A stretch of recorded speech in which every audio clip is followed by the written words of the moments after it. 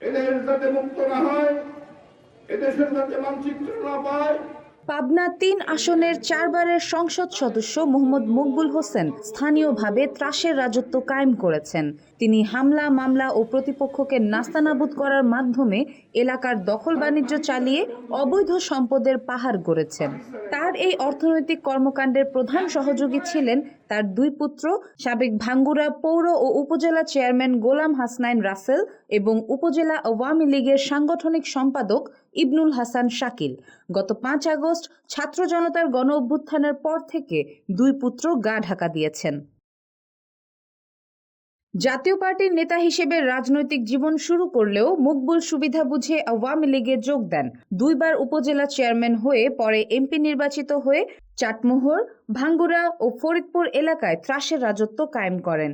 সেখানে তিনি নিজের আইন প্রতিষ্ঠা করে এলাকাবাসীর মধ্যে আতঙ্ক সৃষ্টি করেন।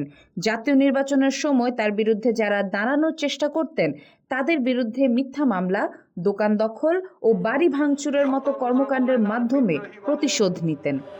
নৌকা না দিতে উন্নয়নের আর কোনো কাজ এই ৩ এলাকায় আসবে না। মকবুলের বড় পুত্র রাসেল একসময় বিদেশে শ্রমিকের কাজ করতেন, কিন্তু তার পিতা এমপি নির্বাচিত হলে রাসেলও রাজনীতিতে সক্রিয় হয়ে ওঠেন এবং ভাঙ্গুড়া পৌরসভার মেয়র নির্বাচিত হন। এরপর তিনি উপজেলা আওয়ামী লীগের সাধারণ সম্পাদক ও উপজেলা পরিষদের চেয়ারম্যান হিসেবে দায়িত্ব গ্রহণ করেন। তার ছোট ভাই শাকিলও তার বড় ভাইয়ের পথে এগিয়ে যান এবং উপজেলা আওয়ামী লীগের সাংগঠনিক সম্পাদক পদে নির্বাচিত হন।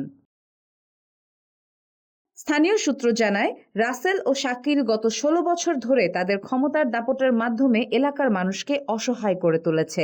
তারা বিরোধী দলের নেতাকর্মীদের বিরুদ্ধে মিথ্যা মামলা দিয়ে জেলে ভরানোর মূল হোতা ছিলেন। এছাড়া ৩টি উপজেলার বিভিন্ন শিক্ষা প্রতিষ্ঠানে নিয়োগ বাণিজ্য করে কোটি কোটি টাকা হাতিয়ে নিয়েছেন। তাদের অপকর্মের কারণে স্থানীয় জনগণ নিরাপত্তাহীনতায় ভুগছে। আপনাদের কাছে যদি কোনো ভুল ভ্রান্তি করি, আল্লাহর রাস্তায় আমাকে ক্ষমা করে দেবেন। Desk report, daily Bangladesh.